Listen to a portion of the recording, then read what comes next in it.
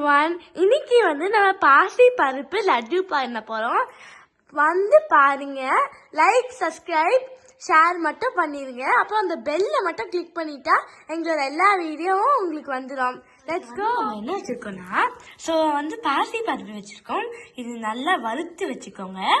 இப்படி இருக்கிற பாசி பருப்பு இப்படி நல்லா கோல்டன் கலர்ல வச்சுக்கோங்க.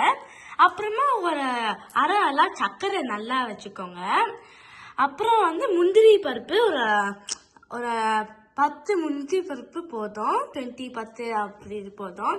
அப்புறம் நாங்கள் ஏலக்காய் பவுடர் வச்சுருக்கோம். நீங்களும் ஏலக்காய் பவுடர் இருந்தால் யூஸ் பண்ணுங்க, ரொம்ப நல்லது. ஸோ இதுதான் நம்மளோட இன்க்ரீடியன்ட்ஸ். எல்லா இன்க்ரீடியன்ட்ஸும் இந்த மிக்சியில் போட்டுடுறோம். சர்க்கரை மட்டும் ஆட் பண்ணிடாதீங்க. சர்க்கரை எண்டில் ஆட் பண்ணிடணும். ஸோ இப்போ நல்லா கிரைண்ட் பண்ணி நம்ம எல்லாத்தையும் வச்சுட்டு இப்படி இங்கே வச்சுட்டோம். இப்போ தண்ணியாக சர்க்கரை அரைச்சிங்க. தண்ணியாக அரைச்சிக்கோங்க. சர்க்கரை இப்படி நல்லா அரைச்சி இப்போ இப்படி கொட்டிக்கணும்.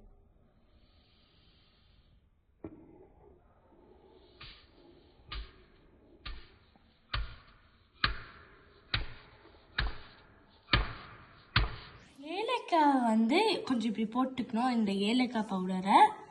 ஸோ அப்படி நல்லா இப்படி போட்டுக்கிட்டு நல்லா கலந்துக்கணும். 2 ஸ்பூன் நெய் விட்டு முந்திரி பருப்பை நல்லா ரோஸ்ட் பண்ணி எடுத்துக்கோங்க. இந்த பவுடரை இப்போ நம்மளோட நெய் இதில் போட்டுக்க போகிறோம். ஸோ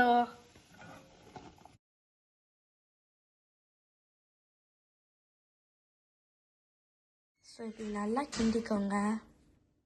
ஸோ இப்போ இந்த ராக்கி டெக்ஸ்டரில் வரணும். ஸோ அவ்வளோ ஸ்மூத்தாக இருக்கக்கூடாது, கொஞ்சம் ராக்கி டெக்ஸ்டராக இருக்கணும்.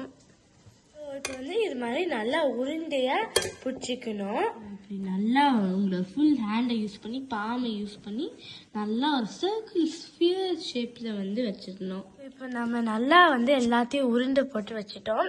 நீங்களும் அப்படி பண்ணிக்கோங்க. Thank you for watching this video. Bye.